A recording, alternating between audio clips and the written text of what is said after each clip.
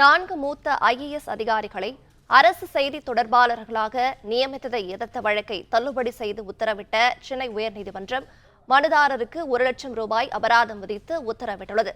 இது தொடர்பான கூடுதல் விவரங்களை தருகிறார் செய்தியாளர் ஆனந்த். வணக்கம். விவரங்கள் என்ன சொல்லலாம்? செய்தி தொடர்பாளராக 4 மூத்த IAS அதிகாரிகளை நியமித்ததை எதிர்த்து தொடரப்பட்ட வழக்கில் 1 லட்சம் ரூபாய் அபராதத்துடன் தள்ளுபடி செய்து சென்னை உயர்நீதிமன்றம் உத்தரவிட்டிருக்கிறது. தமிழ்நாடு அரசு துறைகளின் முக்கிய தகவல்கள், திட்டங்கள் மற்றும் தேவையான செய்திகளை ஊடகங்கள் மற்றும் சரியான நேரங்களில் பொதுமக்களுக்கு எடுத்துரைப்பதற்காக பிற அரசு துறைகளுடன் ஒருங்கிணைப்பதற்கும் மூத்த IAS அதிகாரிகள் செய்தி தொடர்பாக நியமித்து தமிழ்நாடு அரசு உத்தரவிட்டது. அதன்படி டாக்டர் ஜே ராதாகிருஷ்ணன், ஜெகந்தீப் சிங் பேடி, தீரஜ்குமார் மற்றும் அமுதா ஆகிய 4 IAS அதிகாரிகளை நியமித்து ஜூலை 14ஆம் தேதி தமிழ்நாடு அரசு உத்தரவிட்டது.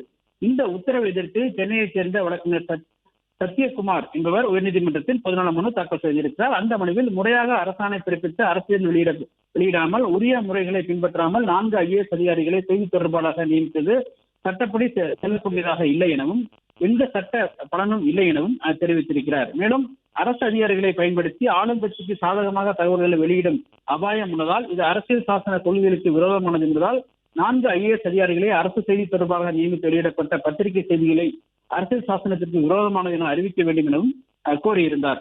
இந்த வழக்கு தலைமை நீதிபதி ஸ்ரீவத்சவா மற்றும் நீதிபதி சுந்தர் மோகன் ஆகியோருடைய அமர்வு விசாரணைக்கு உள்ளது.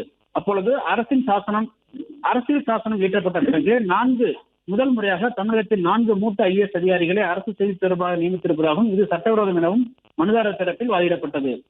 IAS அதிகாரிகள் அரசியல் கட்சிகளுக்கு செய்தி தொடர்பாக நியமிக்கப்படவில்லை எனவும் அலுவல் ரீதியாக மட்டுமே நியமிக்கப்பட்டிருப்பதாக அரசு தரப்பில் தெரிவிக்கப்பட்டது. இதனை ஏற்றுக்கொண்ட நீதிபதி மனுதாரருக்கு 1 லட்சம் ரூபாய் அபராதம் விதிப்பதாகவும் வழக்கு தேவையில்லாமல் தாக்கல் செய்யப்பட்டிருப்பதாக கூறி மனுவை தள்ளுபடி செய்து உத்தரவிட்டிருக்கின்றார்.